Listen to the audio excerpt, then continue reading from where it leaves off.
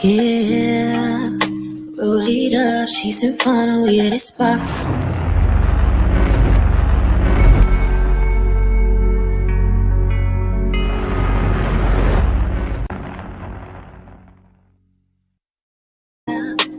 And I'm cool with his process. Tell me your taste just like rose. Stay up all night on the phone, baby. I'm the one you in my rap. Got that shit down on loud. That's with him you won't get popped. I'm his one and only freak. Other hoes he cannot see. And tell them bitches they can get like me. Who would've thought that I'd ever find you? Who would've thought that I'd ever find you? Who would've thought I'd ever find you? Who would've thought that I'd ever find you? Who would've thought that I'd ever find you? Who would've thought I'd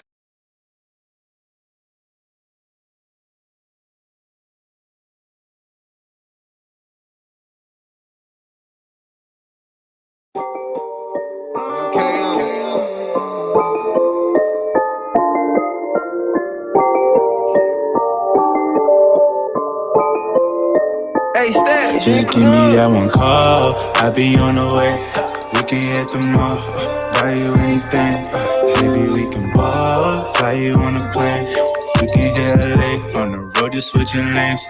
Pull up in the drop top, I be on the move. Was Gold Phoenix wrong? This is the question. I be on the move, yeah, I'm on go. He was talking real saucy out there. Let's pull it up. Girl, you just my speed. Shawty always getting to it. Girl, you just like me. Everything on me, baby girl, love to please. If it costs to be the boss, then I be quick to cut the cheese. Just give me a call, I be on the way. I be in the hot box, roll up for a pop out. Street sweepers mops out, street cause of cops out. Don't speak, we did not see a thing what you talk about. Shawty real lights out, straps like it's dikes out. He said you on right now, 5, 4, 3, 2 lights out. How I bring the price out, we can take a flight out. It's more than the lifestyle, everything just give me that one call, I be on the way. We can hit the mall, buy you anything. Baby, we can ball, fly you on a plane. We can hit LA, on the road just switching lanes. Pull up in the drop top, I be on the move. On my gun, yeah, I cannot stop. They be looking at us when we pull up, when we pop up. I be on the move, yeah, I'm on go. Oh, baby. All right, let's pull it up. Let's see what Gold Phoenix talk about. Give me a call. Hey. Yeah. I been go, but she stay on my side. Lil' mama shake like she came with some fries. Walking with bitches, I came with the guy. One is a high, he came with the fire. I make it seem like she came with the choir. You gotta be lying. Play with the fire. Let's take the show on the road. Shawty about she bold. Cool. Shawty ain't nothing she think. She do you in for me. Ain't no one realer than me. Rock for my shawty, I die for my shawty. I promise I look like a king. Let's pull him up. Let me go see if I can get him on there. I'm about to send you something too, Phil. Just give me that I don't go. I be on the way. We can hit the mall. Let's get it all set up. Let's get the show set up, baby. Baby, we can ball, Baby. fly you on a plane. We can hit LA, on the road just switching lanes. Pull up in the drop top, I be Go to on your the IG, move. On my Phil. gun, yeah, I cannot stop. They be looking at us when we pull up, when we pop up. I be on the move, yeah, I'm on go. If you ain't no nigga, now you know. Pressure.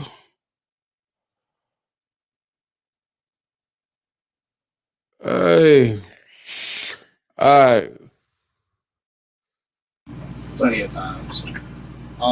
So basically, y'all ain't getting money. Like, what do you feel about the guys who buy their truck cash not liking the lease guys? Because you're a lease guy, correct? Yeah. People who buy their truck Was he wrong? cash and don't like police guys. Now, am I making this up? Have you seen it? I have plenty of times. Pressure. So basically, y'all ain't getting money like dudes on their own truck. And maybe not, but we also don't have the responsibility that comes with a cash truck. My truck ain't broke down in about a year and some change. Greasy. This thing just stay running, and I got greasy. 260,000 miles on it. I'll have this one until March. He's Turn it speaking in, get something greasy. brand new. It's expensive. I will say that, but They gonna quote off jump. They gonna quote your truck note. about $1,000 a week. This one's Stop it right there. That's the money, yeah. Pressure. Phil. What's happening, man? He said his Navistar's crapping on the Cummins, young buck. Man, look here. It's coming, gang. I don't know, man. He's saying, listen, man, I do better with a Navistar. I said, God I dang, ain't gonna bro. knock his Navistar, but it's Cummins gang out here. So when you heard that, what did you think? Because you seen it on Patreon before everybody else. Honestly, I had a good laugh. I mean, he's not wrong at all. I mean, I do agree. If he's seeing that kind of mileage with the engine he's got, I ain't knocking the brother at all.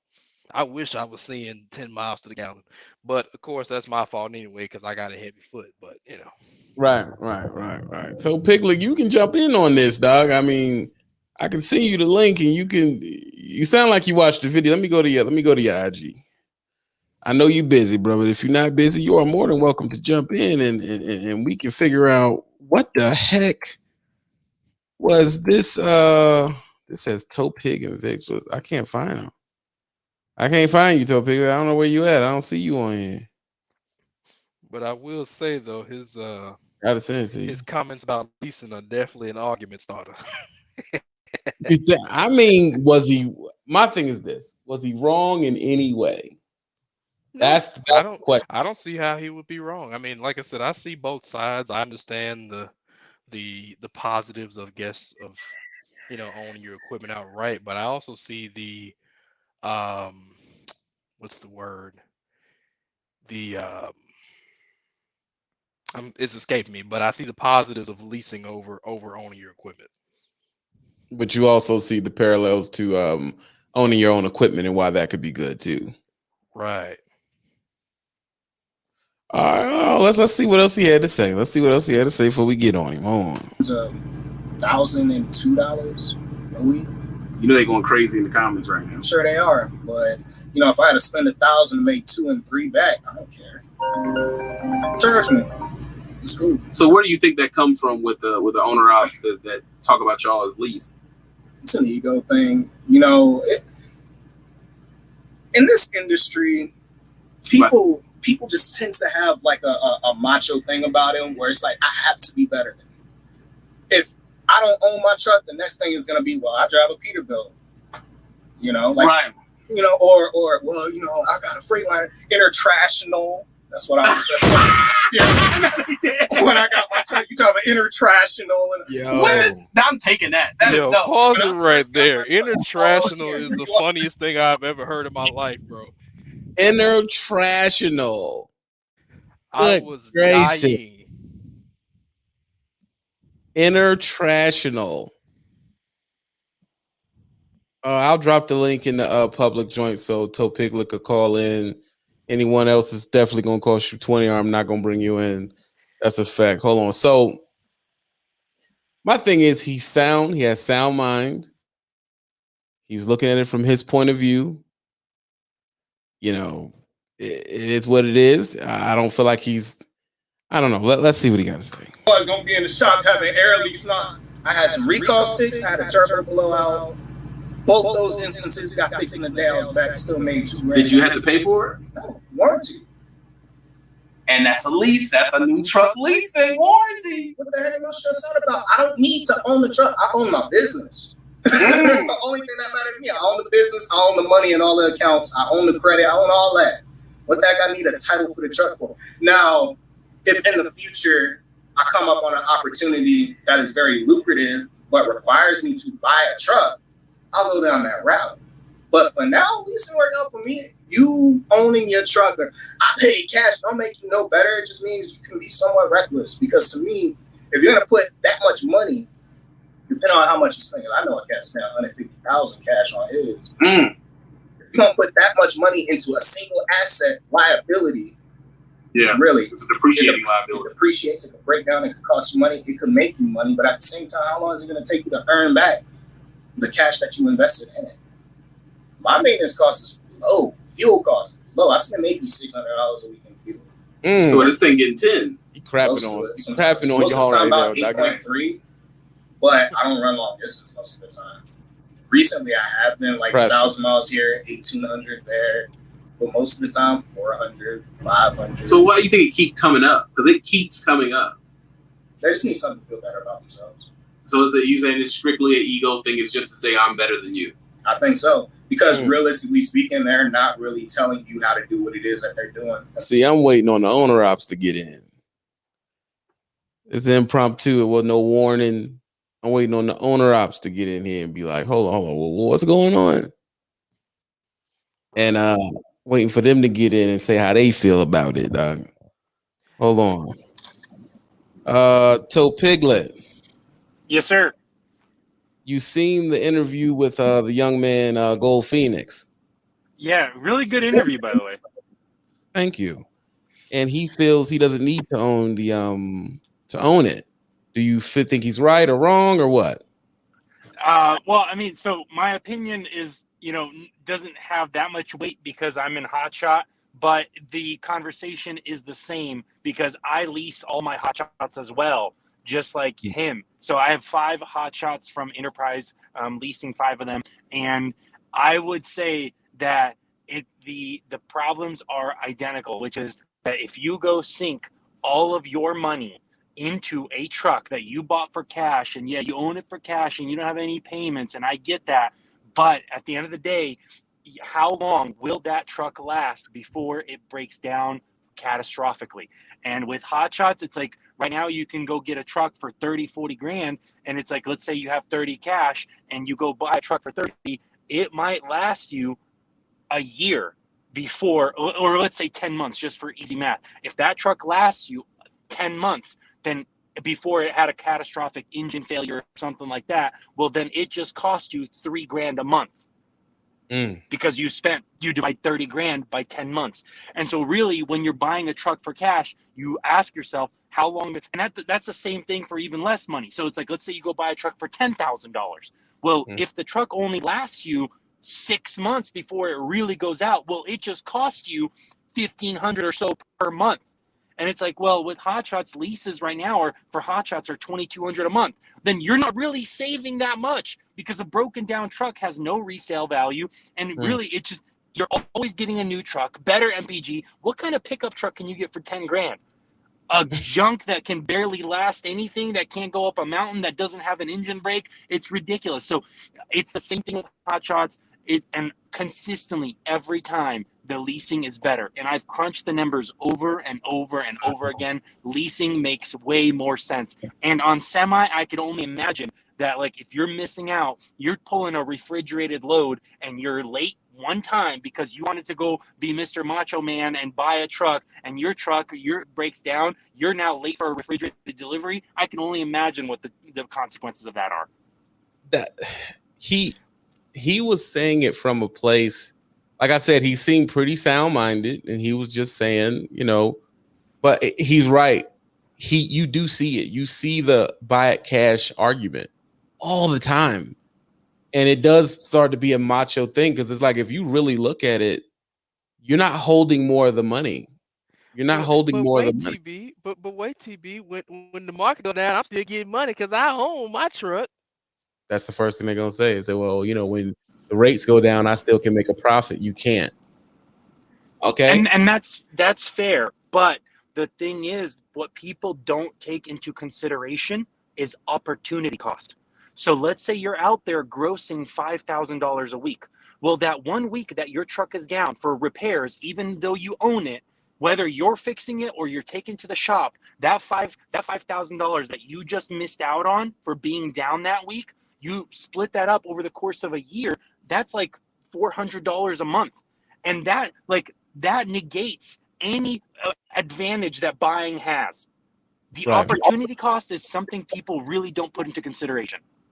But TB, I can take the win off because I own my truck. Yeah, it's a to me, like I said, it has to just be macho because all the arguments. My thing is, I don't want to say which one is better, which one is not.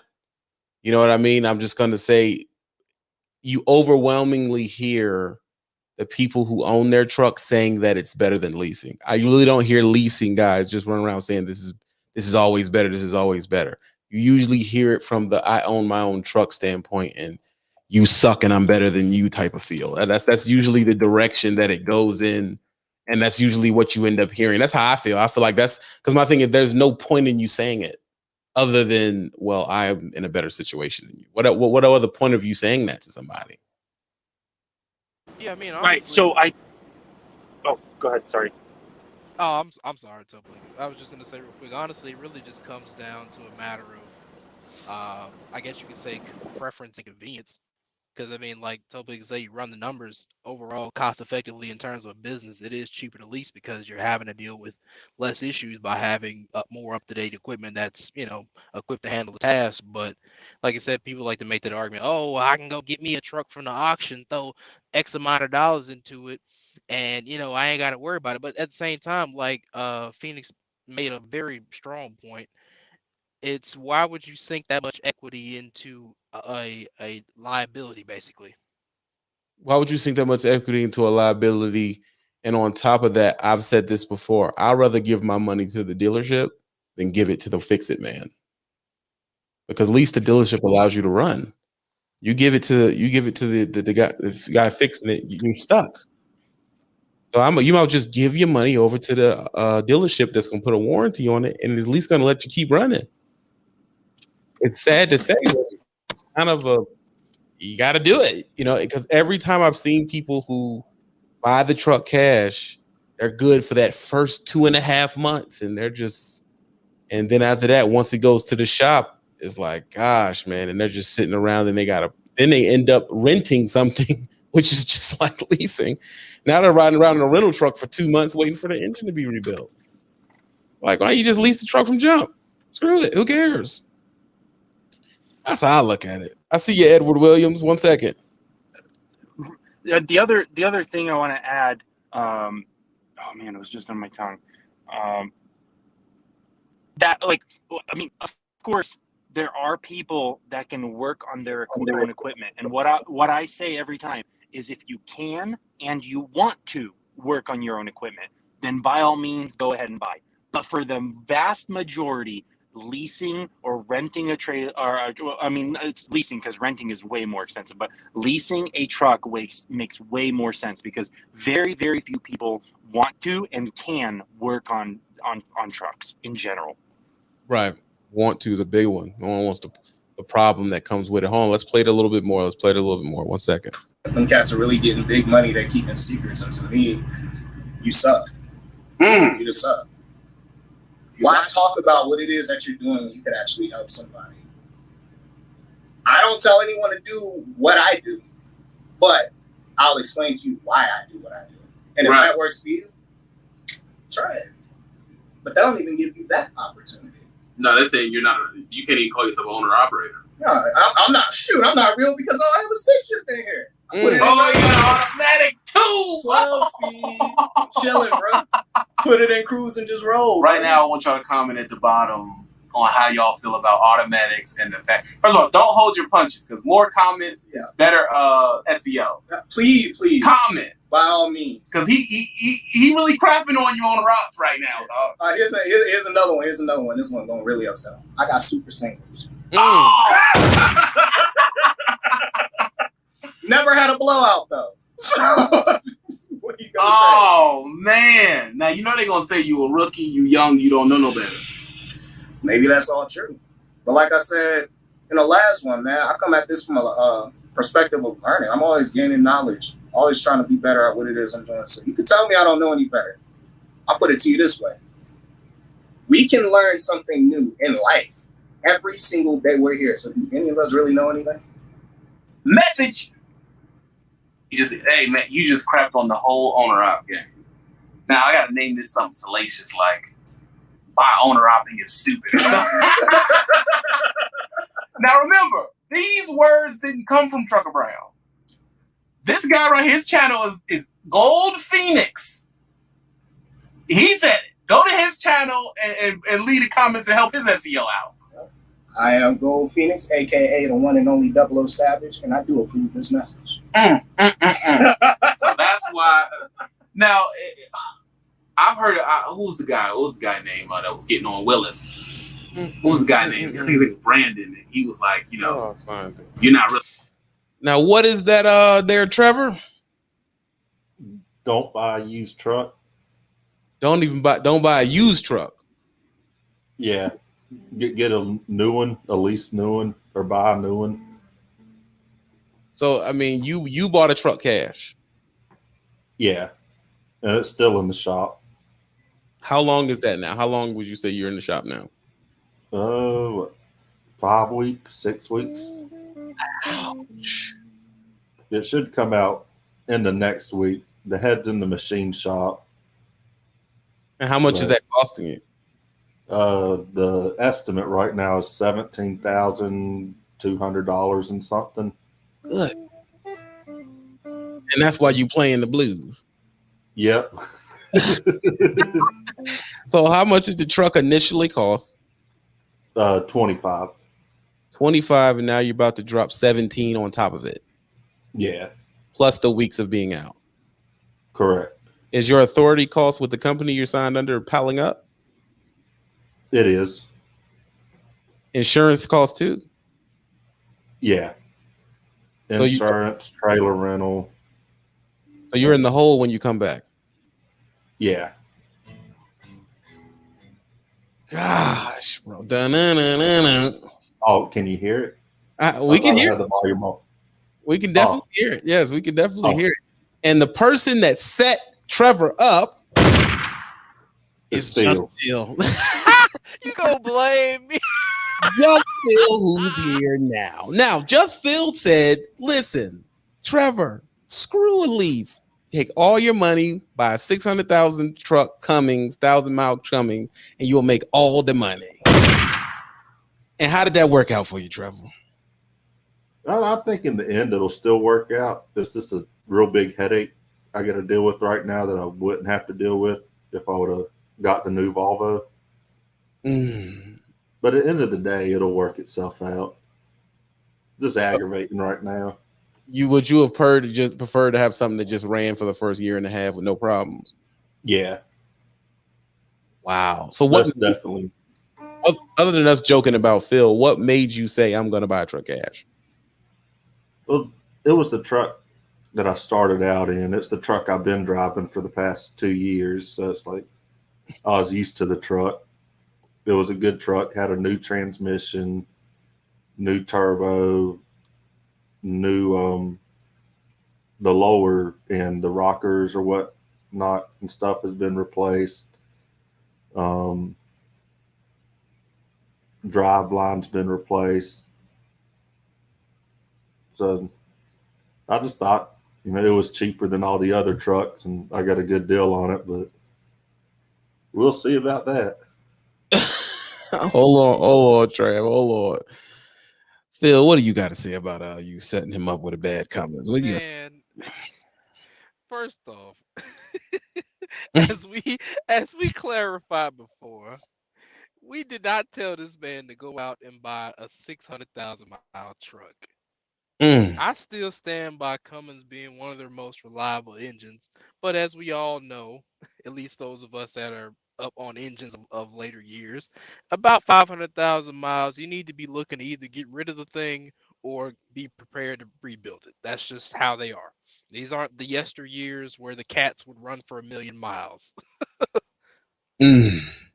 So you saying that in your defense, you think he should have got something newer? But I understand what he's saying. He's used to the truck. He's been in it. So he felt like, I'll just stick with this one. It's been going all right. Well, I mean, if he was already driving the truck and he wasn't 100% liable for it, I definitely would have had whoever owned it prior to him run through it before I agreed to actually buy it. But that's just my thing. Cummins' guy phone went out. Is that a surprise? That's not what Phil told me. He's like, man, that Cummins will go 400,000 miles, not even need an oil change. he said all you need to do is put fuel in it. You don't even have to put DEF in it. It'll just run itself up until you're done trucking. That's what he said. Did you see the Gold Phoenix interview where he was talking about this? Yeah, I watched it. And you agree with him that it just less headache. Yeah, because if I wasn't in the position I'm in, something like this would put a lot of people out of business. Right. Most people it will put out, especially if they had like a family and a house to take care of and everything like that. Phil, are you in Discord? Yes, and I think Discord's a lot more stable than StreamYard today. Yeah. So I mean, it's one of those things we got to listen to a little bit more of what he was saying. More people are in. Wow, my guy Toe Piglet dropped $49 in the super chat. Thanks for the love, Toe Piglet. We got to catch up off air. I haven't heard from you in a minute, so we definitely gonna do that. Thank you so much for the love. Let's listen to a little bit more of what the young buck had to say. Real quick. Then I got to bring Anthony up in here. Really making it that mega carrier. You're only making 8,000, but you're not talking about the node. And I bought my Columbia Cash, and he was just really going in on Willis, and I was like, "Come on, man! If any one of you 22." 25 and down. Any one of you 25 and down dudes are owner opping or leasing, you're winning. You're winning, bro. If you're able to pull 25, 35, 31, 18 a week, you're winning, bro. Now what? Well, he's seeing more because he doesn't have a car note. Dude, that's pennies in the long term, because what you have over the old guys is time. You have time to mess up. You have time to blow your money and then make it back. You have your health is immaculate, so you're not worrying about insurance. Hopefully you have no kids, because Goldfinger ain't got no kids, so you're just good to go. So really, y'all are really splitting hairs when it comes down to it. It starts becoming a one-up thing. Yeah, it's always got to be something. Always. Shoot, I could give me a Peterbilt Ultraloft and a long nose guy gonna brag about how he doing better. You got a Packer? Well, I got a Cummins. So what? Don't open the Cummins store. You don't open the Cummins store. Listen, Phil, nothing but respect for you. But I got an A26 in my truck, and it makes money. I ain't going. What's an A26 Packard? Navistar. Oh, you got the Navistar. The nasty. Bro. Let's stop it right here. Phil. He got the nasty star, and he killing you right now. That's what he's saying, bro. I can't hate on the man. He's winning. I hate that engine though. What's wrong with that? The Navistar engine? They're not reliable at all. I mean, granted, he's not working his to death, so that definitely makes a difference. But Navistar, they got a long history of being trash engines. Phoenix just said his is bulletproof. How many miles you got on that thing, man? Bulletproof. Monty 8406. He said it's bulletproof. Bulletproof. You understand that? Hold on one second. Let me bring a few more people in here real quick, because they've been listening. Let's check. I'm gonna get to you, Monty. Hold out for me. Give me a second. Anthony. Yeah, man. What's going on? You hear this? The young boys say the Navistar is bulletproof, baby. Well, I got a lot of things that I disagree with what you interviewing him with. And what I got to do with it? Because you know how you are, and you set him up to do that. That's you. You know what you do. No, let's get this right. Let's get this right. I told him, I was like, I'm about to ask you a series of questions. Answer them how you will. I gave him the disclaimer. He said, I want all the smoke. And he went off. Like, that's his thing. Okay. How you feel? All right. But I know how you are. You shut them up. You throw the bone out there and they eat it. But it's okay. But for real, when you buy your own truck, you can make a lot of money. You just can't spend it. That's the whole point. You got to build your business, because sometimes sometimes you can't pay yourself. Right. What makes people go under is because they see all this money and they be like, oh, I can do this and I can spend it this way. I can do this. No, when I get my money and I'm starting out, I build my business up first. So That way, when I build my business up, I have enough money in my account for those moments. Right. For those moments that go down. So, like my truck is, I'm sitting here waiting on my truck to get finished. Then I'm gonna get a load. I've been in the truck, Anthony, been in the, you bought yeah. that truck cash? Well, no, it's a lease purchase. So you put down on it. Yeah. So, you gotta be smart. You can't, just spend all your money. Like I'll So pay myself. do you disagree with the young boy or not? Do you disagree with him or not? I don't disagree with him everything, but it's like you said. You said one thing. I listened to you, and you said that the man with the oldest truck is making the most money because his truck is paid for. So it is in between. I mean, it's not I want to say it's not so that's what he's saying is Not cut and dry. because he can lease a truck. His truck can go bad, and he can be out of work for 2 and 3 weeks. Even though he don't have to pay he still got to pay bills and this and that and this and that. True. It still can happen on both ends. It's just not just cut and dry like that. I believe you. Listen, I'm innocent. All I do is ask the questions, Anthony. That's it. Like, I gotta bring another guy in. One second. Because you trying to act like I be setting them up. I don't be setting them up, bro. Just 1 second. 1 second. Monty. Yes, sir. What's going on, boss? That Navistar will walk you. Get out of here. It will never walk. It will never walk the DDT 15. So you here to say that no Cummins, no Navistar, DD all day. Detroit when I'm hitting the mountains. Detroit all the way. What about reliability? You talking about what about reliability? Detroit. And give us some back. Why do you say that? So right now I've been driving for about a year, and all I know is Detroit. Right. So from this instant, it hasn't broke down on me. I haven't had any oil problems, no transmission problems. When I'm going up the mountains, if I'm heavy or if I'm light, I'm right there with the big boys. You know what I'm saying? But in this situation, I'm not going to sit there and say I'm totally against the other ones. But for right now, I'm going straight Detroit. You comfortable with it? I'm more than comfortable. I rely on it. Wintertime, I'm relying on it. Summertime, I'm relying on it.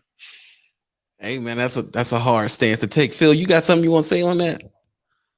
It's still Cummins gang. Detroits are reliable. Nobody can knock that. I have a Detroit now, although I have my feelings about it, but still, Cummins. Cummins never let me down. I'll say that much. I was never on the side of the road with Cummins. I've been stranded with some Detroits. I've been stranded with some Mercedes motors. I've been stranded with a Volvo motor. Cummins never let me down. That man going down the list. Yeah, this is a safe space, bro. Just tell us how you feel. At the end of the day, my boy Gold Phoenix said he had the Navistar and it's bulletproof. His gas is low. He ain't losing no money. He ain't had no problem. The only issue it had was with a turbo, and they fixed it for free in like 2 days. So he's saying all that talk is nothing. Yeah, I mean nothing. Hey, if you're paying the bills, I'm not knocking you. If you're paying the bills, I'm not knocking you. You're better than me. I'll say that all day. But you know what? Yeah, I'll say it. It's pride and ego. That's why I like Cummins, just because I like it, not because it's necessarily better. Hold on, let's ask an objective person. Trevor, what do you feel about Cummins? I think the D13 with the what do they call it? The I-shift transmission. Yes, I think that's the way to go. And you wish you would have went that way. No comments. Yeah. It's not looking good for y'all, dog. I'm just gonna let's see what else the young boy got to say. The young boy got to say something else. Let him talk. Let him get to it. Straight international motor, bro. She's been bulletproof. Straight up. Last truck I was driving, I was driving my dad's. The 2018 Peterbilt, the 579, had a Packard in it. It ran immaculately, but after about 420,000, kept breaking out. But so you dealing with new, so you ain't tripping about what's after 400,000 anyway. But what do you say to them that's going to say, well, you're going to have to keep paying a note? I'm OTR. Okay. If I'm running 2,500, 3,000 miles a week, up, down mountains, never know where I'm going next, all weather conditions or whatever, I don't mind paying the note. And every cost, benefit, whatever type analysis, profit and loss analysis. Right. That's what it is. Every analysis I've ever seen of someone who actually sat down, did the numbers, who's worth their weight, it's always cheaper to run something new. Listen, bro, Lo has said it 100 times. Hold on. We have somebody that's pushing against the young boy. Owner Zachary Johnson says, thanks for the $13. He says, owner operator all day. Phoenix is too comfortable. Can't be leasing for more than a couple years. Wow, that's a bold statement. That's a bold statement right there. But go ahead. I'm glad we got to that part because that brings up a very subjective point. What? Leasing makes 100% sense if you are staying OTR.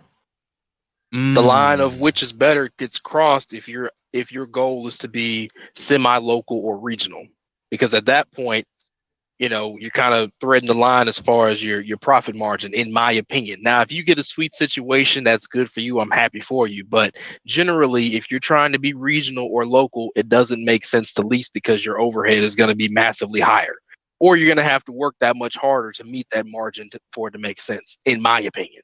You agree with that, Zach, Monty? I do. There's going to be a lot of split shifts. I'm telling you right now. There's going to be a lot of split shifts. Trying to piggyback on what Phil was saying. Right. Because it's like, I don't want to say it's unlimited, but when you're OTR, the freight feels, especially if you're reefer, because he's reefer. So it's just go. And if you do come into a problem, you should, in theory, have the income to take care of the issue. And if you're new leasing, you're not really spending your money to take care of most of the issues anyway. It should be under warranty. I stress should.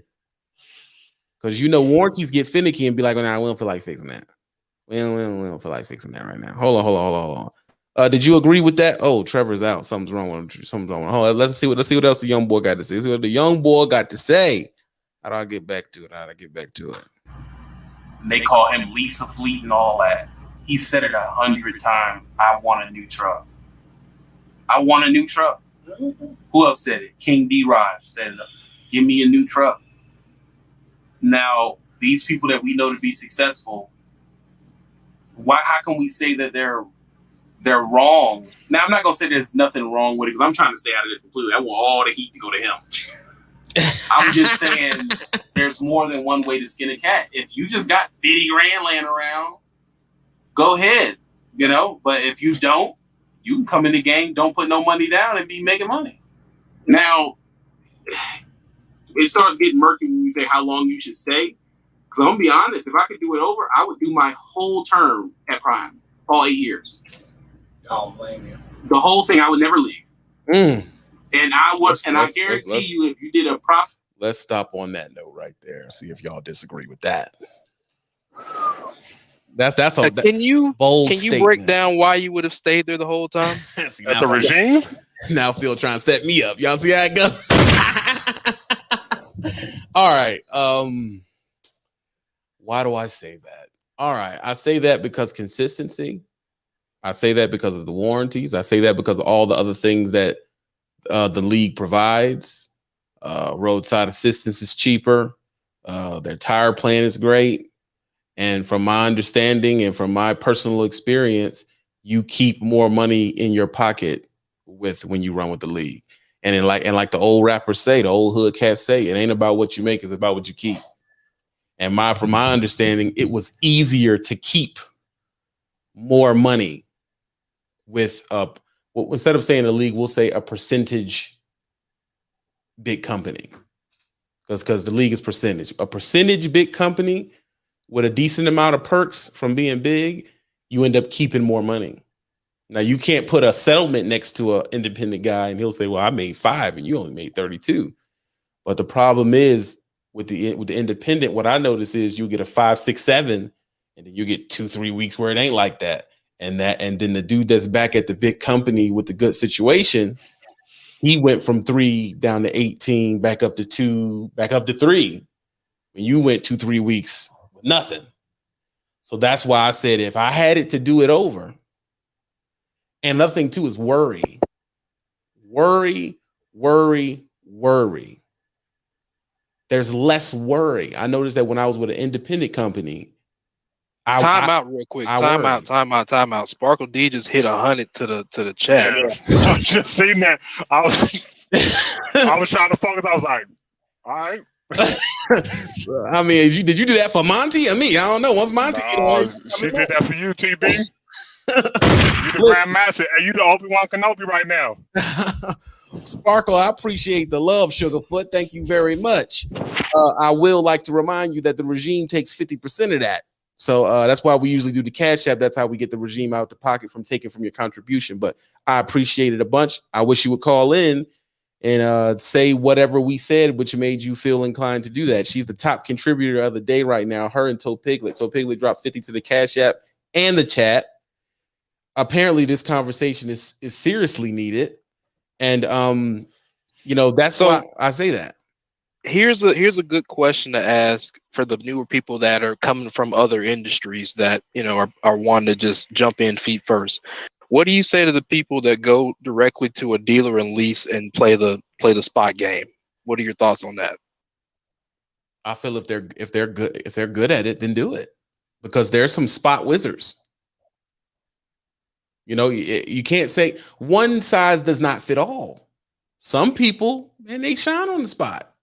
Some people, they don't. Some people, they shine in the regime. Some people don't. Some people shine in owning the trailer right out and the truck right out, and they own authority. Some people go over to their authority and they out of business in 6 months. If you a spot wizard and you good at making connections and you good at having a homeboy that knows somebody, you good at doing all that, you the man. But to say, oh, you should go to the spot, I feel like that's bad, because everybody ain't meant for that politic to get a load broker. Anybody ain't meant for that. Some people just want to wake up when the load hit the thing go. There's a lot of people like that. They just want the load, they want their marching orders, and they want to be down the road. That's it. Yeah, because I've noticed it's been a trend within the last year. A lot of people have come from other industries, whether it be corporate or otherwise, and they'll go out and get a truck, and then they're trying to play the spot game versus getting in, learning the industry with the experience with dealing with a bigger company. Right. And then if they feel they've found their footing, then you can jump out there and do the independent thing. It just has to be for you. If it's not for, see, the problem when you first start, you're doing things to figure out, what's for you. When you first start, you're doing things to figure that out.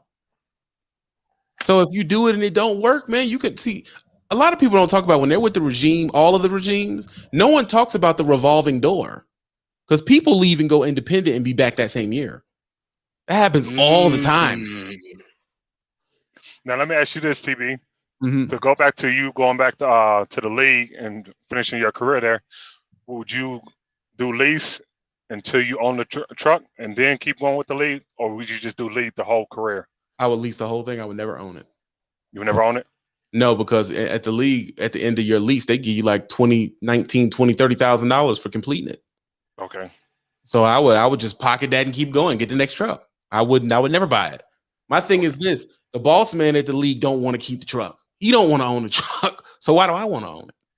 He gets rid of it and go to the next one. And they say, do what successful people do. Ain't that what people say? Another thing, my number one advisor, who I give props to, the person who talked to me about this years ago, was LoShawn Parks. LoShawn Parks. He don't want to own. He gave the truck back, got the money, and got a new one, which means he stayed on the road longer with a newer, fresh truck. That at the end of the day, that is my lease advisor, has always been. And that advice that he's ever given has never steered anybody wrong. When I jumped out of the thing and went towards lease purchase, I crashed and burned, bro. I crashed and burned. I should have just stuck with the original advice. If I'd have stayed at the league and not went to Jones Motors and got Dirty Red, I'd have been Gucci. I wouldn't have went through none of that stuff if I'd have stuck with LoShawn's advice from jump. But I started getting some money. I started feeling like maybe I know something, you know what I'm saying? And then I went out there and did a move, and got destroyed. Destroyed. Yeah, and just to go back to my point too about it being subjective, like I said, I feel Hold up, like let me go get as the juice. Go ahead, keep talking. yeah, I feel like as a business, unless your end goal is to be regional or to operate in a capacity where you're home very frequently, or even in some cases where if you have the right situation, you want to work part time, that's the only time it makes sense to to own the equipment, because you need to minimalize your overhead because you're working less. But if you're spending, 14, 21, 30 plus days out on the road, there's no reason to own the truck, because the amount of wear and tear that you're putting on the equipment is that much more significant than a guy that's bouncing around in a 300-400 mile radius. Right. Okay, I see what you're saying now. Sparkle, if we can get you to call in and tell us what you were inclined to do that, and what about this content is hitting you in a certain place. Like, I really want the move that I've made, Monty, is seriously meaningful content. That's why I don't post as much. There has to be something that I think in a roundabout way or a direct way is going to help somebody who's thinking, because there's people who are driving down the street in a lease truck thinking of going independent. There's people driving down the street in a company truck thinking of going lease. And right. That's me. So you're thinking of going lease. Yeah, I've been in company for a year, and so I'm the type of guy that I don't want to hit a plateau, but I don't want to be overly ambitious. You get what I'm saying? Right. So the next step would be lease. But you have people that give you mixed reviews. Like you have people that say it's it's hell on earth, and then you have some people like I'm out here, you know what I'm saying, getting to the bread, and I'm over here like trying to figure out who's telling me the bull and who's telling me the truth. Well, here's my take on leasing. It's not necessarily that people can't handle the demand of driving, because it's no different than being a company driver. What people mess up with is their business mindset. People get into it without understanding how a business is structured, or how to operate a successful business, for that matter. Because honestly, the skills that you need to, I guess you could say, be sufficient enough to earn profit in leasing, you learn that within your first 2 years, if not within your first year if you're an advanced learner. But where people lose and fail out is their lack of money management, or the lack of funds allocation to the truck versus what they need to take care of with their personal needs. Or because they see a significant scale up in money, they now scaling up their lifestyle, and now they're trying to keep up with that on top of trying to run a business, and that's just not how it works. That's a fact. I mean, I got cats that they're 4 months into running lease, and they legit, and y'all think, oh, he's exaggerating, bought a Range Rover. Oh yeah. And I'm like, dude, why did you buy it? Man, I got it. I do $2,000, $5,000 a week. I was like, bro, so you got it used? No, I got it new. A Range Rover is an $89,000 SUV. So I asked, I said, you bought a SUV that is worth 3/4 of your truck. We ain't even talking about maintenance. We don't even want to talk about maintenance. Like, that's number one. You don't want that. The maintenance on that Range Rover is probably more expensive than the freaking truck. Oh yes, by far. So now you scaled up now what you need to make needs to be so freaking high. Another thing that me and Lo used to talk about was knowing your numbers, knowing how much you're supposed to be taking. How much does it cost for your truck to run? So you need to be able to say, well, it costs me 87 cents a mile for this truck to run. So I want to make $2 in this much of a mile. So if somebody sends you a Tropicana load out of Florida, which all the guys know what I'm talking about, if they send you a Tropicana load out of Florida for 96 cents and it costs you 87 cents for the truck to move, now no profit. You just figured out why people don't want to go to Florida. Yeah, like for example, I use myself in order for my business to make a meaningful profit. I need to run for at least $2.15, $2.20 a mile. I can run for $2 flat, but $2.20 is the margin that I need to be in for it to make sense. Right. And I've also, one thing I've learned when I've talked to people about leasing is that home time is out the door. Like that first year, don't even think about home time. At the end of the day, It's hard. Exactly. That's what I'm saying. I don't even think about home time. That first year is straight grind mode. Straight grind mode. No home time. I would say how the home time thing would go is get it where you can. Don't let it be your priority. Okay. Get it where you can. Hold on 1 second. 1 second. How do I do that, Trevor? Trevor wants to show how much the estimate's going to be. Trevor, how do I do that? What button am I supposed to be pushing? Is there something that allows you to show me, or you just try to share it, and then it should give me a notification that you're trying to share it. Okay. I see it. Make sure it's the right screen now. It's not my OnlyFans. Okay, I just don't need you. I don't need to see you in like a baby's outfit or something with a sucker or something. That's gonna creep me out, bro. Like, did you hit it? Yeah. It didn't give me no prompt to say to let you share. Hold on, maybe I gotta not be sharing. Try it again. I'm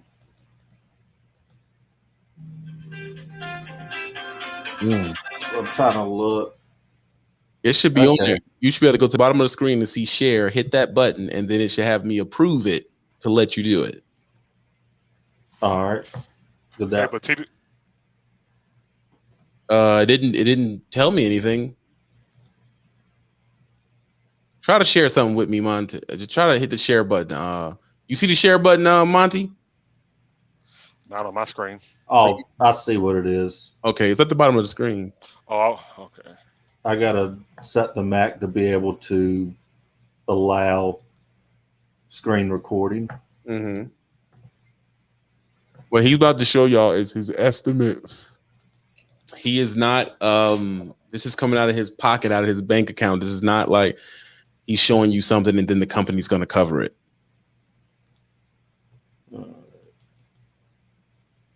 What was 1011 talking about? 1011 is saying, but no income statements, no balance sheets, and no savings. Not necessarily. I don't know. It's kind of broken up. She can definitely call in and just kind of open up. I think she was referring to the home time topic. Okay. Oh, okay. Okay. Oh, okay. Dang, you hit the wrong button, Trevor. You bounced completely. Yeah, but he's about to show us his estimate of what they're going to charge him to fix the truck. But TB, I want to go to this question I had asked you on Patreon. I was the guy that was asking you about how I could get the manual restriction off my license. That's a good one. Phil, do you know exactly how to do it? Doesn't he have to go to a school? What you would need to do is basically, if you have a friend or if you can rent a truck that is manual, you'll have to go to the DMV and retest in that truck to get the manual restriction. I mean, to get the automatic restriction off your license. Once you pass the driving test, they'll reissue your license and that'll be the end of it. Now, is there like a specific, do you have to do something specific to be able to get a manual rental truck, or like what would be the process to get that? No, I mean, it would so be like, like you would rent a Penske truck or rent a truck from some other rental company that has Class 8 trucks. And, like I said, once you've had your practice, or like I said, if you have a buddy you can practice in, you just take that truck to the, like I said, to the DMV, wherever wherever they test you at to actually drive it. And that would be the end of that. Can he use his truck? Can he ask the company if he can use his truck? Well, if his truck is manual, yes, you can take his truck and do it. You need a manual. Wow. Yeah, so you're gonna have to rent that. I don't think it's that bad to rent though. The deposit would be more than what it's gonna cost. Okay. And if you're gonna do it, I will say too, you might want to do it before next year because that was the reason. A while ago, they're changing the policy about being able to go directly to the DMV to get your license updated. So he won't be able to do it after this. Right, because they're changing the regulation to where now, in order to do anything Class A license related, you have to go through a school or a company that does the training. Hold on real quick. We're going to get back to that. Big Money Grips herself has just stepped in the building. Big Money, how you doing? Hi, good afternoon. I'm well. How are you? You know what? I can't complain. I'm doing well. I'm staying healthy and trying to stay away from meat and cheese. So my skin is getting better. My skin's glowing. That's good to hear. That's good to hear.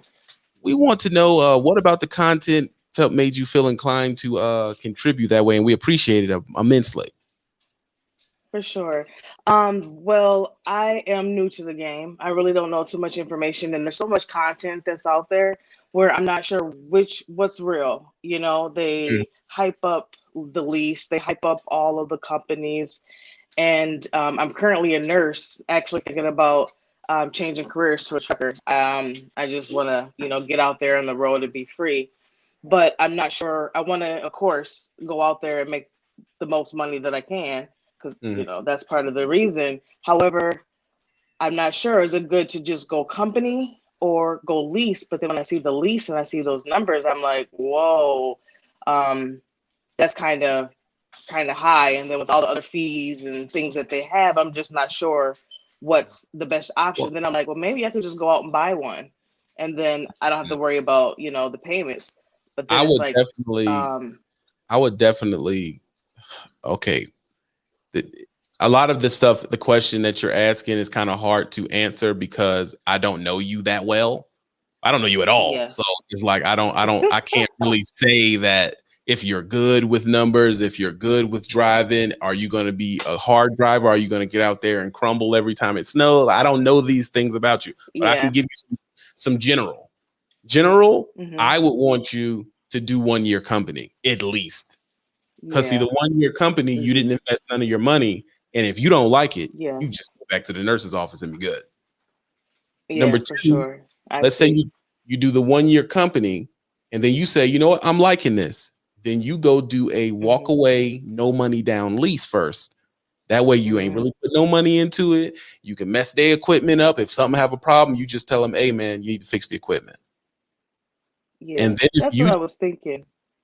if you're just good, if you're just like I'm killing this, no problem, it's not a deal, and you find there has to be, to me, it has to be a business opportunity reason for you to just run out there and buy a truck on your own without the company.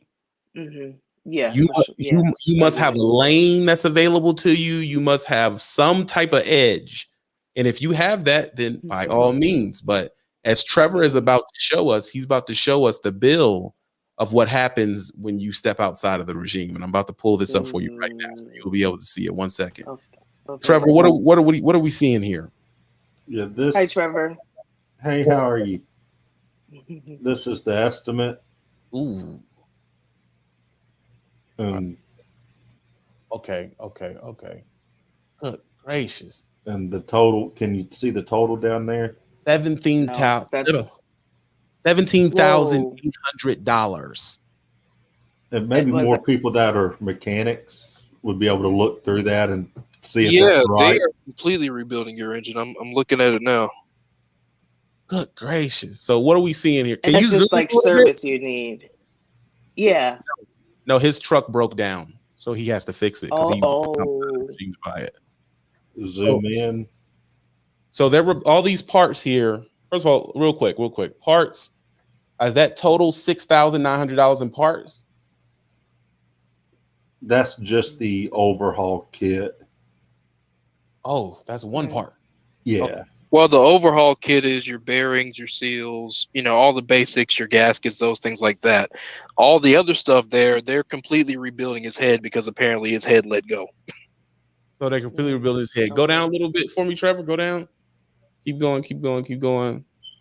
It says they put leaf springs on it. Yeah, but that's something that was getting needed to be done. So I just why it's in there, just go ahead and do it. And now, where's the And thing then that you have shows to the trust the hours? mechanic.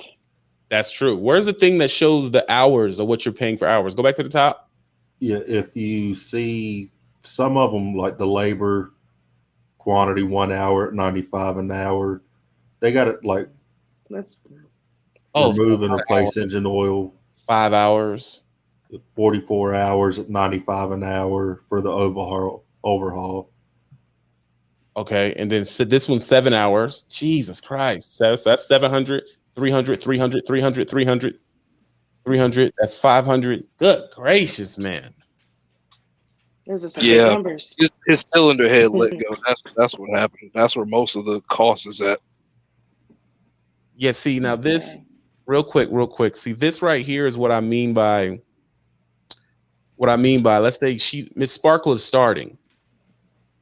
You want to have a few years under your belt before you're in this situation.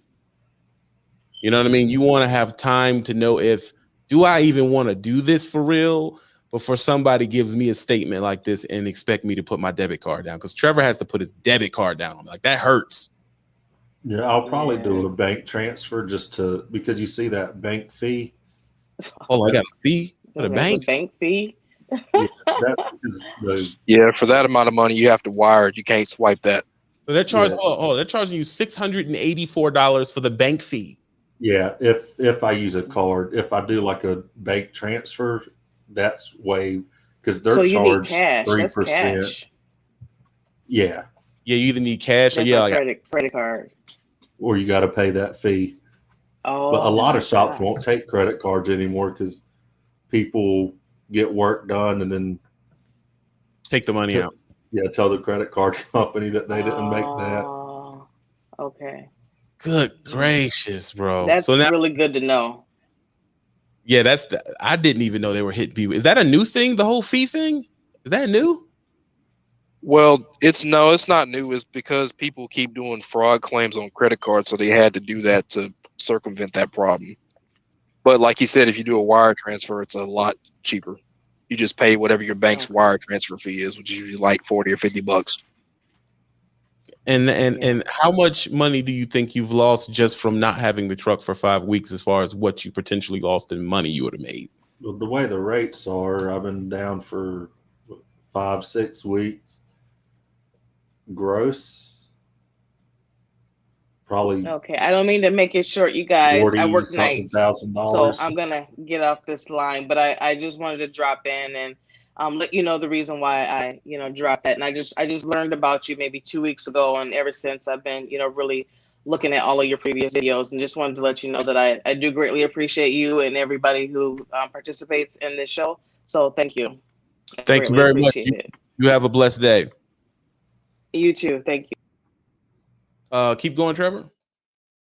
So gross revenue loss, I've been grossing 8 to 9 a week.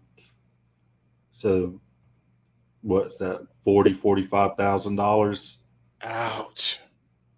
Was that's the part that hurts, but I've been on the road for 2.5 years, so it's nice to be home for a month. Got to look on the bright side. Real quick, we have Just Trucking in here now. You have something to say about this bill we're looking at here? What's going on, TB? How you doing, Trevor? Yeah, I was just looking at that stuff. Did that shop tell you they can't get a brand new head? Is that what they told you? No. Because it said if you really want to get a new head, because that thing's been heated up and cooled down so many times. This is one thing I want to talk about the whole podcast and everything I've been watching and listening is with that lady that was just on. If you're not mechanically inclined, you're not going to be able to go out there and just go straight to a truck, because it's going to kill you. If I didn't rebuild my own engine, I would have been $25,000 into it, and I spent $13,800, brand new head, brand new overhaul kit, and everything else miscellaneous, all new hoses, compressor, all that kind of stuff. But I did the work myself. So if without that, I would have been down a month and a half instead of 6 days. And so that's the kind of thing I want to tell people. Unless you know how to turn a wrench, don't go buy a truck. If you do know how to turn a wrench, go buy a Detroit, go buy a Cummins. That's it. He was almost there. He was that close to being my favorite guy. And he said, or buy a cat. I was going to say, or buy a cat. But, buy a car. He said Detroit. I was like, oh, this guy's all right. Then he said Cummins. I'm like, oh. Well, the reason I say Cummins because I've taken that thing down to the block and put it back together. So I'm going to always buy it because I know it. That's why. Facts. If I would have took Detroit down and put it back together, I would have stayed with Detroit. But I bought a truck with a Cummins. So you think with this bill here, you're saying that is it a new head, Trevor? I don't see a head on there anywhere. No, the heads at the machine shop getting checked over. They said they might need to do like some oil guides or something, but it didn't look bad. Okay, because that's every time you do an in-frame, you want to get at least a remanufactured head or a new head on the back of the right side of the passenger side. There'll be a little tag on it that'll say if it was been remanded or it's a brand new cast. And that's just, instead of getting those rockers and all the stuff that I see on there, that all comes with a new head. Like you just pop the old one off, throw the new one on, throw your injectors back in, hook up all your wires, and then you're rolling. So do you That think sounds a lot easier. do you It's think a lot that, easier, and you got the peace of mind your whole engine's new instead of you got the old head back on there that might have a warped surface on it. Because the biggest thing is those two surfaces meeting perfectly. If the top one's been heated up and cooled down so many times, it's not even. It's not gonna fit right, and you're gonna be 200,000 miles down the road dropping a liner and having coolant bubble up to your coolant reservoir. so you're saying, do you think this bill looks padded, like they did the most expensive way of doing it? No, I think it looks pretty good. Like their prices are good. Their overall kit's a little high. My overall kit was 2020 February, so COVID's changed things with parts. Right. My overall kit was 5,500. My brand new head, not a remanufactured, was 5,800. That's February 2020, right before COVID. So things have changed since then. Also, real quick, Trevor, if you can, tell them to go ahead and replace those oil guides in the head. I know if they said they're good, but 600,000 miles on oil guides, they need to go ahead and replace them if they haven't put it together yet. Yeah. All right. Yeah, well, the head just got sent to the machine shop yesterday, so they haven't even looked at it there. It's funny, that late leaf spring, I had the exact same thing going on my truck. My passenger side leaf spring had a fracture crack in it, and my truck was sitting a little bit sideways. Yeah, well, I couldn't see a crack in it, but my truck, the passenger side was down. Sideways. Yeah, and the oil or the air dryer bracket broke, and the bracket going to the radiator on the driver's side snapped. So I was thinking that came from the truck being at an angle. Maybe, yeah, but the prices they're not too bad for COVID, but like it's getting the parts. Maybe they can't get a new head. I would ask them, like, can you guys get a new head? But if your head's already at the shop, they normally core out your head, so they'll take your old head in and they'll give you a new one. So I would at least say, can I get a remanufactured head or a new one? Can you guys even look for that? But it might be that they can't get it. That's the problem.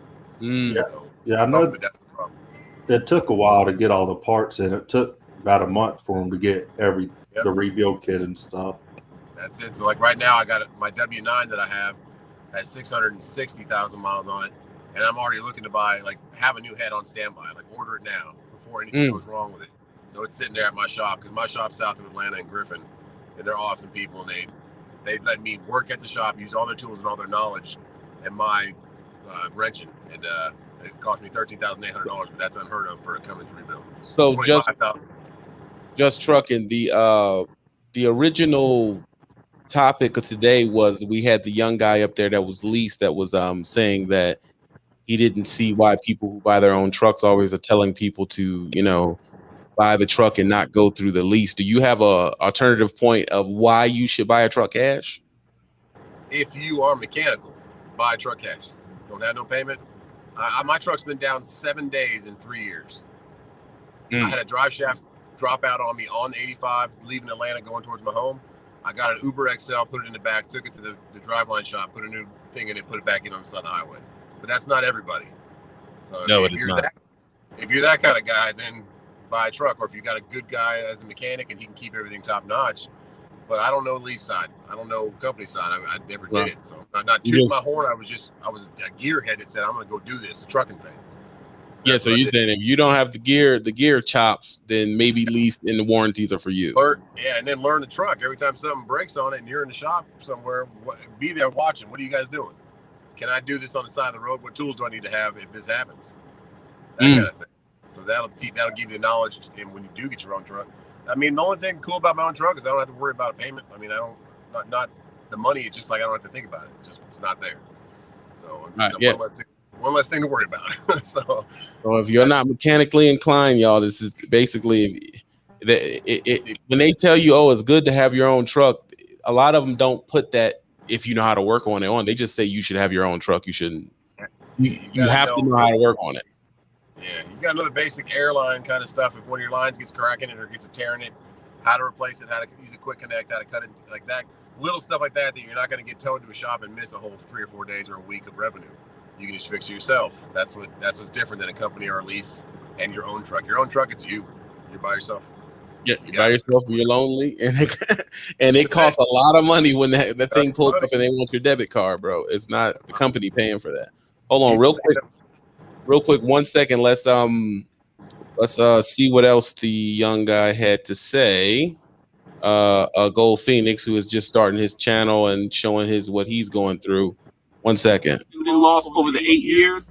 I would have made more money than somebody who. It's an integrity thing. I know You ain't training. Why you not training? it's an integrity thing. I know I'm leaving a lot of money on the table by not doing it, but at the same time, they started bugging me about training about 9 months by myself. That's about right. And to me, it's like, yo, you can't ask me to train. You keeping me in this specific region. I don't know what I'm doing exactly, even though I've never been late. Right. Never been late. No service failures. Had a very minor accident about 2 months solo. I'll get to that in a minute. But, you just want to be better at what you're doing before you train somebody before else. I teach somebody. Because to me, it's like if I train you and you go out there and you suck or you flip over, you wreck the truck, I was your teacher, you know. So some of that responsibility, you might say it's on them. They did it, but Right. I taught them. Right. So I agree with that. I agree with what he's saying. Yeah, how long has he been driving though? 20 months. And they asked him to be a trainer that quick. It has to be a trainer at 9 months. Wow. That just shows you how bad the trucking industry's hurting. They're just like, anybody, you know how to drive a truck a little bit, you go train somebody else. That's bad. Man, before when I came in the game, it was 3 months. Wow, really? Yeah, my trainer had only been driving for 60 days. Wow. I mean, I came out here, I didn't know half the stuff that I was doing until 6 months in because I just went straight forward. I still wouldn't want to train anybody for like a year. Yeah, I waited 3.5 years before I trained. Monty, you had a question for Just Trucking? I did. So I just wanted to see what his opinion would be on this this viewpoint.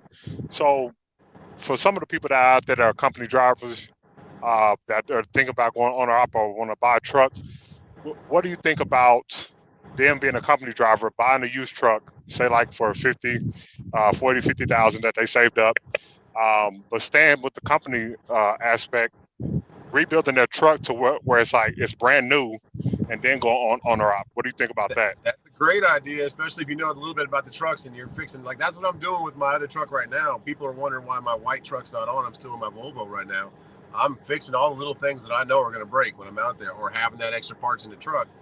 But that's a great idea, just so if you're saving, and that also might make you, so you don't, or you can pay towards it. Maybe if you have to get a loan on it, you're a company still, you can at least pay it off. Don't jump into it until you trust it. Don't jump into it until you know everything about it and you know everything's working top notch. Or if something's going to break, you're going to know how to fix it, that kind of thing. So I would definitely, if I was going that route, I would do that. And if I didn't have a family and kids, I probably would have went company. But it was for me, sink or swim. It was go pay for my family and let us live a life we want to live, or don't. So that's what I'm trying to do. But I would appreciate do that, man. But listen to TB and listen to everybody in here about the trucks to buy. They're not just picking a favorite car like a Cadillac or a Denali. They know. Like that's the thing. When they say don't get a Pro Star or don't get a Max Force engine, they're telling you truth. I wish more people listen to that. I watch people buy, it's a Max Force, it's got 400,000 miles on it. It doesn't matter. Now, would it be better? Would it be better to go manual, or would it be better to go automatic? That's on you. I'm manual all day because if it goes out, I can take it out. And I don't got no electronics to worry about. I don't got no harnesses on back order. I ripped that thing out, and they've got 20 of them at the shop waiting that are rebuilt. But that's a 10-speed Eaton Fuller. You get into the 13-speed. There's a little bit less, but they're still sitting on a shelf somewhere. Yeah, manual and automatic is definitely going to be preference. Me personally, someone who started in the manual, I can drive all of them. But if I'm doing a basic OTR, I would prefer to be automatic just for the not switching. Yeah, and that's another thing. You guys have driven a lot of automatics. Here's one point that's subjective with that. If you're in flatbed, if you're doing something heavy, do not buy automatic. It's not gonna last. But if you're just pulling your everyday freight, box, reefer, whatever you want to call it, or even in some cases tanks, if it's not a heavy duty tank, you can get away with automatic. But flatbed and like I said, pulling that heavier stuff, you're gonna need a manual because the automatics just ain't built to be constantly abused like that. Yeah, and that's the thing I was saying. There's some automatics you steer away from, and some you want to know or keep, but I don't know that. I think you guys that have driven them, you know that.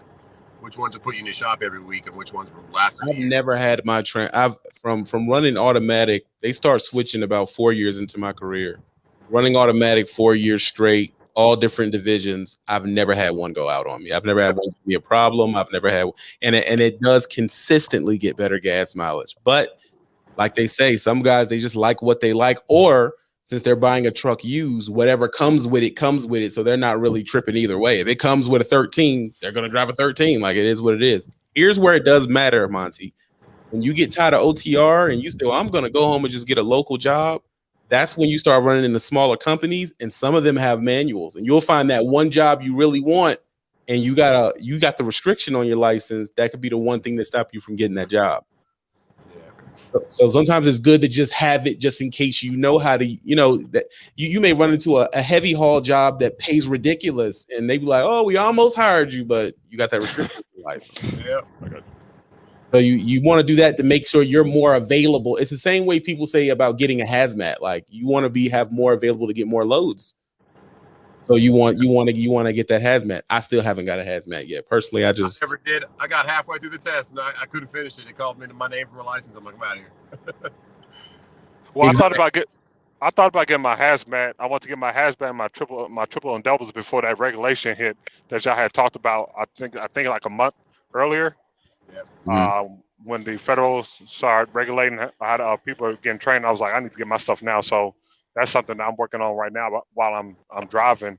In the spot market and down here in the Southeast, you don't see a lot of extra money for hazmat. You don't see that many even loads for it. So it just depends on what company you go to. Like TB said, you want to have it so you don't have a company that will shy you off. Me personally, from running without a hazmat, I feel like there's enough stuff for me to worry about. I just don't want to worry about hazmat stuff. I don't want to. DOT messes with you enough, and they really gonna mess with you if your stuff is out of order and you got a hazmat load. So it's like, I just don't want that problem. Some people get money. Like Phil is a hazmat guy. I run refrigerator hazmat, and it pays if you're in the right market. Yeah, it pays. But my thing is, I like when I run, all I care about is it wide open. I like to run balls to the wall. I don't like a bunch of waiting around. That's why I couldn't do tanker. I don't want to sit and wait for you to clean the tank out. I don't want to do none of that. I just want to get there, pop, drop, go. And when you start messing with hazmat, and then you lean over to tankers, and now you get there and they'll be like, oh, the product isn't finished, so you got to wait 6 hours. I'm not doing none of that. I want balls to the wall. Let's go. I want to do 600-700 miles a day. That's what I want to do. Now, TB, using 600-700 balls to the walls, were you a split shift king? No, I do because I sleep in a block. I don't split my sleep. I don't do that. What I do is I handle all the business in the block I have to run and have time left over. If I have to split, it's because the load is so stupid I had to split. But I don't play with the split thing, because sometimes the call com may not give it to you, and I ain't got time for all that. Balls to the walls, get it done, be there early. That's my philosophy in trucking. Be early. I split shift a lot, but that's because I deal with the open market. So I will say I agree with TB. If you don't have to do it, don't, because it's not healthy for the body or the mind. But like I said, because of the type of market that I deal with, especially being hazmat, sometimes it's necessary, but most of the time if you plan your trip well ahead enough of time, you don't have to anyway. But because I like to double myself up, that's why I do it. Yeah, listen, man, I'm the type of person, I like to be butt naked at the end of the day. Let's just be real. I'm about to give y'all too much information. This is real. This is about to happen. So just sit here and just deal with it. At the end of the day, I have a whole situation. I open my Fritos bag, maybe Cheetos, hot fire, right? I get me an Arizona tea. I have a TV up on the wall. I lay down, get butt naked and oil myself up, and I go to bed. I don't want to be 3 minutes into it. Or no. The worst is like 5 hours into it, and then you get a boom, boom, boom, boom, boom, boom. That is the worst thing in the possible. What can happen? All right, guys. I'm loaded with the butt naked. I'm out of here. do your thing. I want to get butt naked and spend my time the way I want to spend it. I don't want no one to stop my 10-hour, because this is my thing. You stop my 10-hour sleep, but I still have to run the same amount the next day. And now I'm running the same amount tired. And no matter if anybody wants to admit it, when you're tired, you're impaired. Your reaction time is different. Your tolerance is different. So now you done went from a defensive driver to an offensive driver. It's more likely you're going to get in an accident. So I don't play with my sleep. I get there early. I take my time to sleep. I do what I got to do. and then I go to the next thing. If I have to split shift, I'll do it once. But if it feels like the person who's loading me is keep loading me in a way where I keep having to split shift, I'll start denying the load. I'm like, I don't want it. Okay. You're not going to play with my sleep like that, because now I'm just driving in hell pretty much, because you're giving me these weird loads. You know what I mean? I don't want, all money isn't good money. All money isn't good money. Sometimes I don't want to fall asleep at 2 p.m, get 6 hours of sleep, wake up, run through the night, fall asleep for 3 hours, and wake up and load at 8 a.m. I'm not doing none of that. I'm flat out not interested. If that's so as a rookie, when you have a situation where you notice your loads are just like sporadic, but your company, how do you address that with your dispatch? Like, how do you? Because in some situations, I don't want to, you don't want to be one of those cats that's like everything you get, you're just like, man, this is trash. Da da da. You keep whoop de whoop. You're in a position where you don't have that much leeway. Yeah. And another thing too, you kind of got to learn how to do it. So you're so new, you need to learn how to do it, because I can do it. Okay. It's just that I've been in it long enough to where I can work my clock where I don't have to do it. Okay. You know what I mean? But you need to learn how to play with your sleep like that, so it can be available for you when you can pull that trick out of the hat. But it should not be commonplace every single load, and the dude is just jerking you around and you look like rolled over death. That gets annoying after a while. Podcast that I trying is in the building. Do you agree with not having to do the split every day? I just did a video about the split. It handed me my butt not too long ago. So I do the split, not every day, but I do the split. But sometimes you just got to know your sleep threshold and know what you can take. Because like I said, I did it the other day. It killed me. Now, have I done it plenty of times and been able to get up and down the road? Sure. But it's that one time that it takes sometimes to flip your truck. It only takes one time to be too sleepy. You got to know your body. And you got to know when to say no. Because sometimes he's just getting all the sweet meat out you, and he don't need to keep hitting you with the split shift 3-4 times a week like that. Then you got to be like, come on, man, you killing me over here. You got to just be honest with him. Like, man, I don't want to end up making one of your loads late. Can you give me something that ain't no weird split shift? This, maybe for a few weeks so I can recover. Okay. Are you OTR? Yeah, I'm running OTR. So you at 70. You at the league, aren't you? Yes. Yeah, I could tell by that building. So when you at the Seraphan Lord in the regime, you have something. I'm gonna give you a word that shuts all that down. Okay, you gotta listen to this, because you've been driving a year. This word shuts all of that down. Safe. Okay. If you say, I don't feel safe doing that many times, I don't feel safe, they can't give you the load. And don't say it over the phone. Say it in the call com. That way he can't act like you didn't say it. Once you say safe, he has to back off. Yeah, or document it in some type of way. You have to document it in some type of way. The only reason why I felt like I had to do split shifts is just to make up my miles, because company drivers, we taking the loads that nobody else wants. The owner operators, the lease operators, people from other companies, and so. Hold on, Monty. I'm here to break something to you. That's not true. Okay. I was just about to say that. Listen to me. The company gives you all the big money loads. Do you know why? They save money off of it, or they save money off of you? Because you don't get paid a part of the profit. Yeah. So they gonna give all the good stuff to the people for lack of a better word, that can't benefit from it being a high paying load. That's how they keep their money. Then they throw the snickle fritz over to the lease guys because they get a piece of the pie.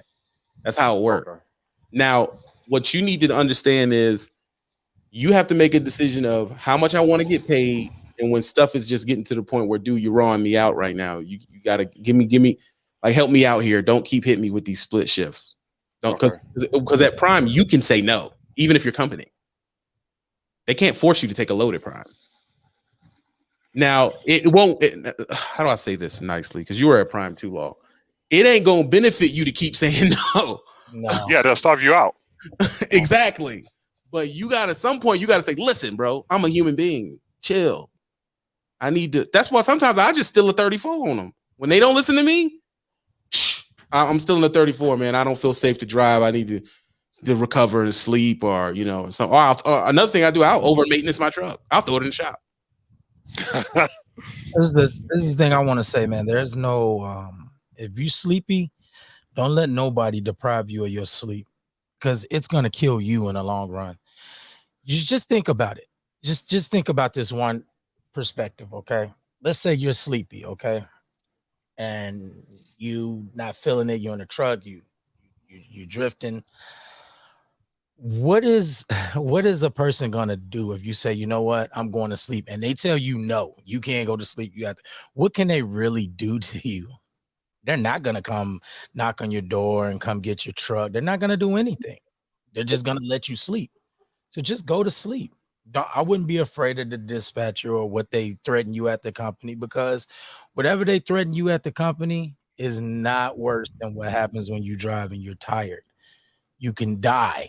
End of story. Like, there is no, you know what I mean? There is nothing worse than that. Like, driving sleepy is the equivalent of drunk. Yeah, driving drunk. You're dead. Like, you're gonna die. The worst news from trucking is either you killed somebody or you killed yourself. That is as bad as it gets right there. So if you're driving sleepy, you are putting yourself in a position where you can potentially kill someone or kill yourself. So would you rather get fired? Would you rather lose some money? Would you rather them backdoor you on loads? Or would you rather just be alive? I mean, it's not a tough option. Another thing too, he can run you like that, and when you roll over, they're not gonna have your back, bro. No. You just rolled over, and they're just gonna be like, we showed them the training videos. Facts. They're gonna have everything that they need documented. Right. So that they're not on the hook for anything. Hold on. We have a caller that I don't think has ever called in before. 1 second. Is it Candace? Candace, how are you? Hello, Candace. What did you have to say? I wanted to go back to the leasing topic, and I had a question.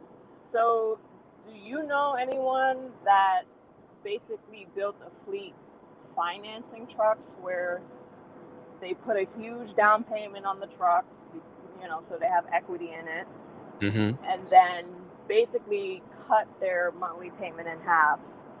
Because I've been looking at these leases, and the monthly payment is ridiculous. I don't know anybody personally who's done that. Most of the guys that I know, they're either one or the other. I know some people who got their stuff cash, and the bigger people, they lease them out. They lease multiple trucks. And they do it that they believe that the cost outweigh the means, and that's how they do it. I don't know if they're dropping a significant amount on it to make the payment lower. I also don't know if these companies you're dropping the money to are going to change the payment because you drop more money. They'll probably just have it where it ends earlier, but I don't know if they're necessarily going to drop the payment for you. So that's That's going to be mostly based on your credit profile. Well, yeah, that's the issue where, a lot of people don't have their credit fixed or built up. But for someone that does, I mean, ideally, I would have loved to purchase a truck cash. But with the current used market right now, it's cheaper to put that $75,000 towards a brand new truck versus buying a used truck with 500,000 miles with no warranty. Which is true, but we have to step back real quick. You said make sure their credit is fixed. You're talking about your business credit, not your personal, right? Ideally, both. I mean, you should have both fixed, but you should have both fixed, but your personal credit should have no weigh in on what truck you get at all, because you shouldn't be using your social security number nowhere near any of that paperwork. You should be able to walk in there with a 300 and get what you want. So that, to me, that is that's going to be really big and irrelevant. Now, there are places that will use your personal account and your personal and have you personally back the loan, but I would suggest you not do that. You want it to all be on your LLC. It's one of them things where this is how it works. If you got the money and you feel comfortable dropping it, hey, drop it. Ball is on here. He bought his truck cash and he's super successful with it. There's some people who are willing to do it. There's some people who are willing not to Brand do new it. or used? I'll let him tell you. Go ahead, Law.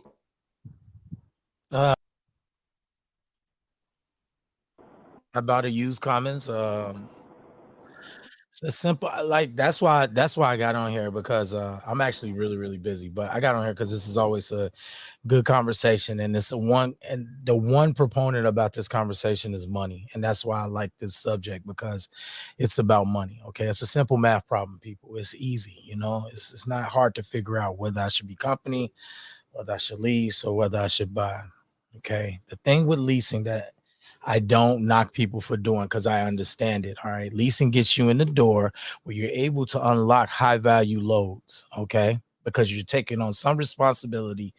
You're learning how to operate a business. You're learning how to get your business credit together. You learn how to get your personal credit. You learn how to manage a gas card, a fuel card. You're learning how to do so much business wise. That's why I don't mind leasing.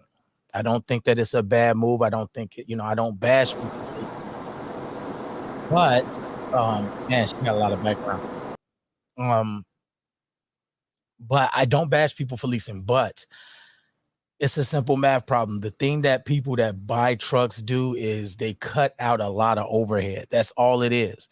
Now, is there a lot of problems that come with that? Yes. Do you have to have a good mechanic or be mechanically inclined? Yes, there are things to that, but you learn how to do that off of leasing as well, because sometimes there are advantages to taking your truck, even when you're leasing, to a different mechanic, not taking it to the dealership, because they're going to charge you at the Yahoo, whether it's the company. And some things, depending on the lease that you grab, are not covered by the lease or the warranty. You know what I mean? So at the, you're not going to get breaks on the warranty. You're not going to get breaks just because. Now, you can't get that with most lease packages. That's true. So it's kind of better to learn the game of what you can and can't do at a dealership versus a mom and pop mechanic. This is the things that owner op teaches you. You know what I mean? Which you should be trying to learn so that you can save more money and cut out on overhead. That's all it's about. So what most owner ops, people that bought trucks, how to cut out $1,000 payment a week and cut it down to $1,300 a month. We're both moving the same load, same amount of money, making the same. The math is there. You just got to write it down and see for yourself. You know what I mean? Just get out a pencil or pen, piece of paper, and and that's how you ask yourself: is company better? Is leasing better? Is owner op better? Now, I will say this to top it off and be done with the owner op game. It is a lot more risk. You do need to know what you're buying. You do, and it does solely. And it's funny he pulled that up as soon as I was about to say it. It does solely depend on the equipment that you have. You cannot be a successful owner op and have a trash truck. Like if your truck is trash, if it's a terrible truck, and we've all ran into it. Now I ain't saying that he's being messy. See, I'm not truck is trash. I'm not. Okay.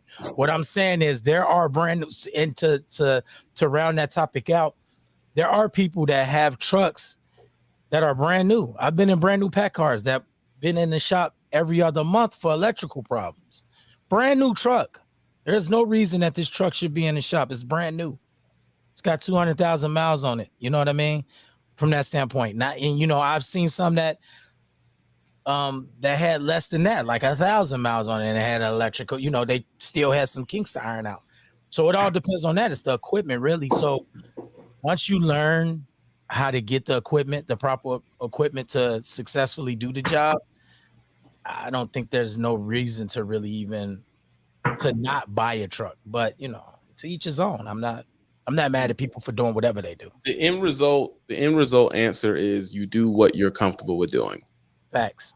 At the end of my dad is a person who likes to drive truck cash, but he's also a person who will blow a truck out and buy a new one every year. He's from the old school. I'm gonna gear it myself. I'm gonna work on it myself, and he will buy a $15,000 truck, run it for a year, make $100,000 off of it, and get rid of it. There's old cool cat, and a lot of those dudes are at the intermodal spots.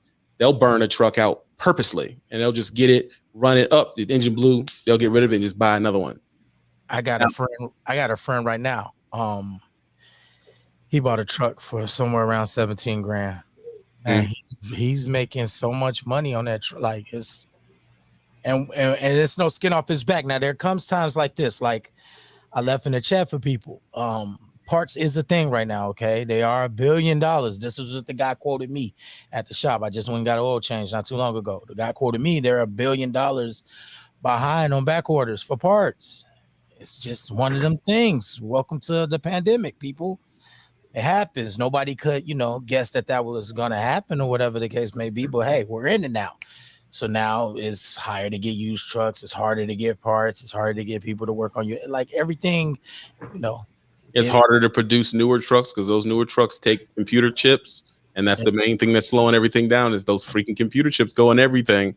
Hold on. There's a question that Monty had. Monty, what was your question? So my question was for UTB. When you start a lease, does that help you create an LLC through the company that you are starting the lease with? If you're at the regime, they'll create you one and they will serve you over to their tax people. Now, this is what I'm going to say. That's what I'm going to say about this. A LLC costs $300 on LegalZoom, man. Has nothing to do with you leasing. You just go get your own. Now, if you're at the you're at the league, they will set you up with one, and they will feed you to their tax people. When I say feed, I mean I personally wouldn't tell you to use their tax people. I personally tell you to find your own, get your own lease, do stuff like that because there's monthly charges to going through them. They charge you monthly for that. So if you're in the spirit of what Law was talking about, keeping your costs down, you go that way, it is going to cost you some money. Is it a bunch of money? No, but it is some money when you technically could have did it on your own. You can go on LegalZoom, say, I want to start an LLC, call it something. Don't call it anything with trucking in it. Please don't, because that's going to mess with your loan capability later. Just name it a regular LLC name, something like, Brown International or something like that, something general. And then you go on there and you, once you have it set up, you take your EIN number, go to the bank, get yourself a bank card because they can't pay you. Once you go lease, they're not going to pay you unless you have a business account. And then you do everything on your own. This is the fact about life. Everything you do on your own is better price for you.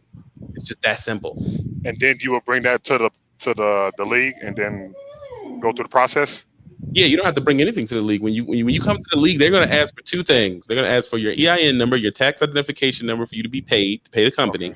And they're going to ask for a business bank account. Those are the two things they care about. The rest of the stuff is your business. And then don't put your personal information in it, or it's automatically required. What do you mean your personal information? Like your social security, like y'all was talking about, like your. Well, when you're going through the regime, you're not really buying the truck anyway, so they're not going to ask for your personal information. Okay. You're just driving their truck. You know what I mean? Okay. So, but when you're going to go buy a truck, like you're just going to go to a dealership, I would not suggest you use your social security number and back that loan. Okay. Because it's a commercial vehicle, and you're going to back it with your personal money, your personal account. I don't want $150,000 repossession on my for a vehicle that just went to put. You know what I mean? So no, you do that through the LLC. That way, if something goes wrong and you have to give it back, it doesn't affect your personal credit. Okay, I appreciate that. No problem. 1 second, y'all got a lot of background noise. Trevor, did you have something you want to say? Yeah. Now is Phil still here? Phil is probably here somewhere. Yeah, I'm here. All right, y'all ready to get this contract signed and done? You and Law. What contract are we talking about? They're having a boxing match Halloween night at Lucas Oil Stadium, and we got to sign this contract because Phil told Law he has an automatic restriction on his license because he can't shift gears. Oh my God! What's going on? It's been a lot of mess behind the scenes, man. And Oh my God, Trevor! Law been talking Don't too. listen to Trevor. Don King, Trevor King over here wants us to fight in the parking lot. He can't even get us a venue, but he wants to. A boxing match going. He wants us to fight in the parking lot of Lucas Oil. So who can't shift? Who can't shift? Law can't shift. He has that restriction on his license. You have an automatic restriction? No, I do not. Dang, I didn't know you had an automatic restriction. That's so funny. Oh God. Listen, I'm not. Listen, I'm not finna get up here and act like I'm a pro shifter though either. Like I'm not either. I'm terrible at shifting. Like I ain't finna act like I'm downshifting down mountains. Like it's no problem with a number 7 in my hand eating Big Macs and nah, bro. But I can shift. I mean, everybody misses a gear now and again. Everybody misses a gear now and again. It ain't no big thing. 1 second. Oh, he fell off. Everybody has that problem. This is the thing. Trucker Lee says you're a rookie. Yeah, man, this is funny. Y'all gonna jump right in and believe everything from jump. Yeah, it's funny. That's why Trevor's just keeping us. Man, I don't mind it. That's funny. Right now, I do have to say who the top contributor is. That is Sparkle D. She sent 100. She said she thanks for the content. The second top contender is Toe Piglet, who sent $50 to the super chat, and everybody else. And Busa Floyd Johnson sent $1 for me to get marijuana. Okay, I don't know what that means, but I don't do drug money. Give it back. Exactly. Like, what are you talking about, bro? He gave you some walk around money for the dispensary. For the dispensary, but I don't know if you ever been to a dispensary. $1 ain't gonna do it. That's not how that works. $60 will probably get you a dub. That's it. Or eighth. I don't know what they call it these days. I don't do drugs. But what I will say is this. Thanks for the people who are showing love to the situation. These type of conversations are very important. I've been working hard the past 2 weeks to only come on here when there's some conversation that is going to benefit you. I'm not going live for no reason. These conversations are good for you to hear if you're not really that into the game. Even if you're in the game a little bit, you're still going to learn something. I know some of y'all know everything, so there's nothing that you could ever learn, which is a terrible position to be in.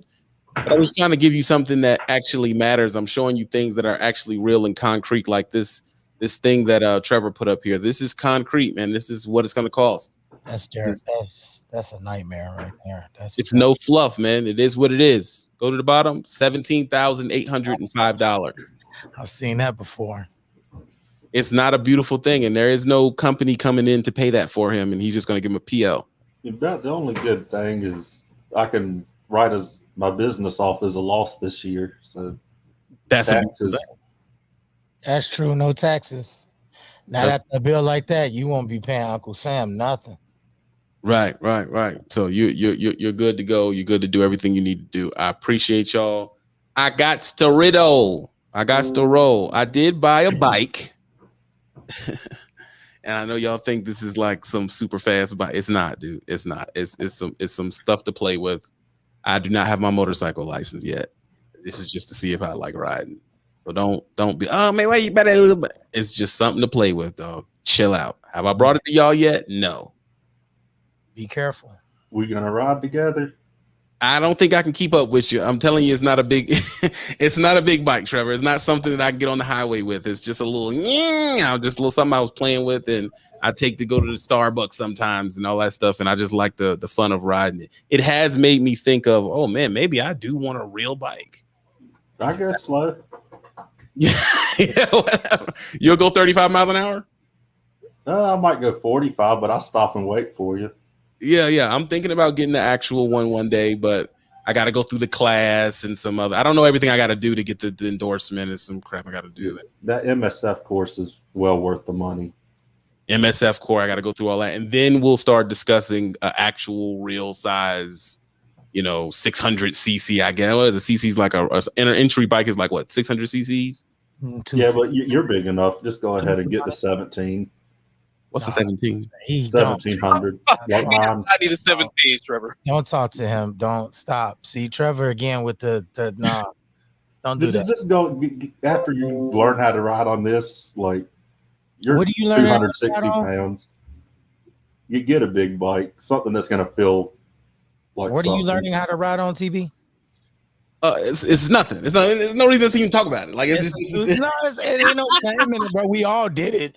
Anybody else ever rode a motorcycle before? It started off on a 225, 250 cc bike. I mean, that's what you're supposed to do. That's the smart thing. Even if it's a 125 cc dirt bike, listen, it's okay. You kick down, you kick up. You know what I'm saying? It is what it is. You're learning how to shift, just like in a truck. It ain't no shame in it. I bought something that is just. It's like for fun. It's not for real transportation. It's like a little genuine scooter. Don't just go out and buy. Well, is there storage underneath the seat? Yeah. Okay, all right. I know what you got. Yeah, I just got a little bullcrap scooter because I thought I would never ride a bike, but I like ride this thing. Then it got to the point where I would ride it for fun or something, go get some coffee, and then I would find myself looking at bikes like, oh man, maybe I want a bike for real. Like it's like the gateway drug. Don't go jumping on them 1300s and 1400 Ninjas and 1300 Hayabusas and thinking you got to step all the way up. Don't take your time.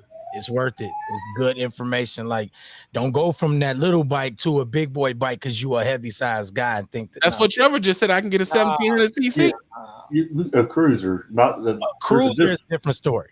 Yeah. Are you getting a cruiser though? Because he left that out. That's a major key. See, I'm not feeling.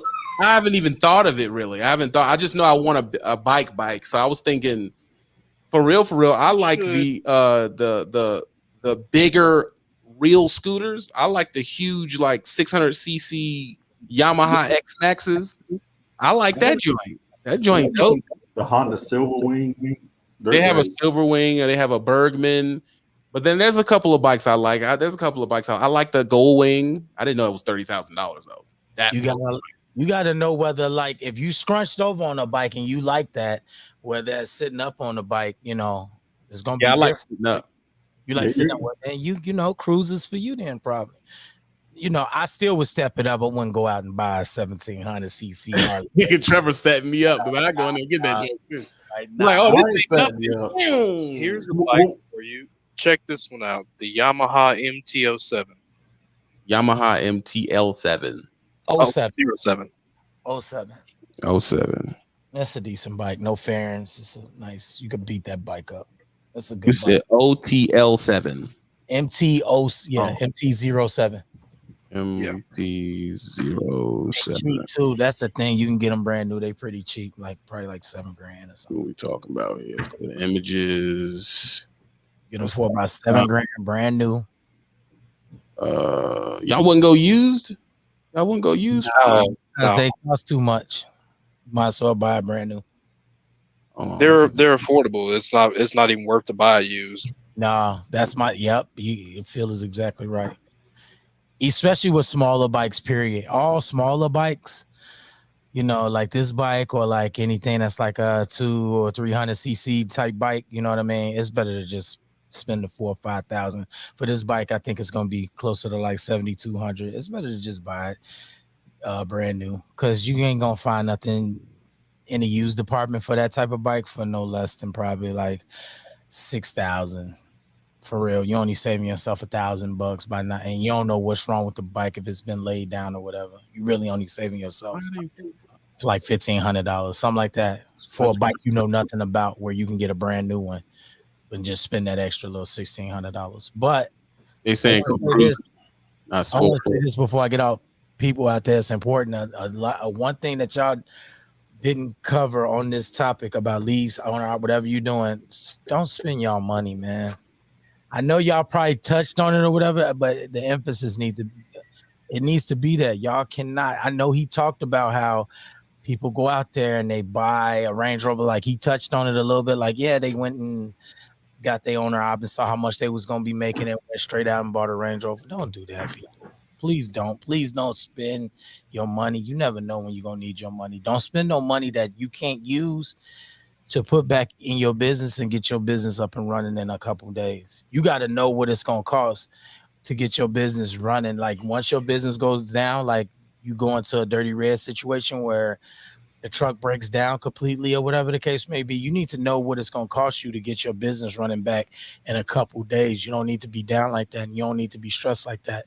save y'all money. Don't spend your money unless Here's a good rule of thumb for operating a business. If you decide you want to jump into the realm of buying a truck, you need to have on hand enough money to operate for 30 days without profit. Yeah, and there are options out there. You can,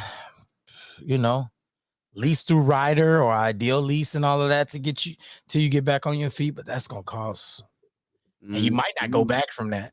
I know companies, whole companies that I work for that went from having a bunch of breakdowns on older trucks and having a whole bunch of owner operators with older trucks to completely leasing the whole fleet through Ideal Lease. I've seen that. I've seen it through Penske. Now, is their overhead higher?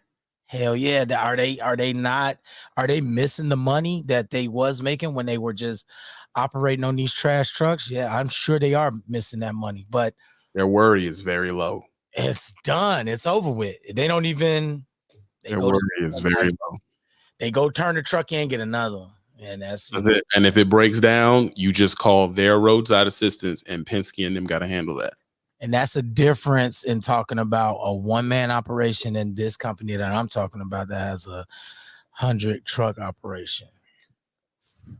That is completely true. This was a very great conversation. I appreciate you for jumping in here, Law, and dropping some knowledge from an owner who just bought it.